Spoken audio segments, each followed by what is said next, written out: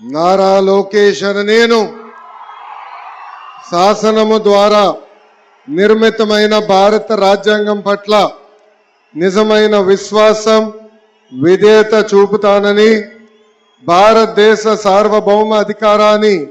సమగ్రతను కాపాడుతానని, ఆంధ్రప్రదేశ్ రాష్ట్ర మంత్రిగా నా కర్తవ్యాలను శ్రద్ధతో అంతర్గత శుద్ధితో నిర్వహిస్తానని, భయం గాని పక్షపాతం గాని రాగద్వేషాలు కానీ లేకుండా రాజ్యాంగాన్ని శాసనాలు అనుసరించి ప్రజలందరికీ న్యాయం చేకూరుస్తానని దైవ సాక్షిగా ప్రమాణం చేస్తున్నాను. నారా లోకేష్ అనే నేను ఆంధ్రప్రదేశ్ రాష్ట్ర మంత్రిగా నా పరిశీలనకు వచ్చిన లేదా నాకు తెలియవచ్చిన ఏ విషయాన్ని నా కర్తవ్యాలను సక్రమంగా నిర్వహించేందుకు అవసరమైన మేరకు తప్ప ప్రత్యక్షంగా గాని పరోక్షంగా గాని ఏ వ్యక్తికి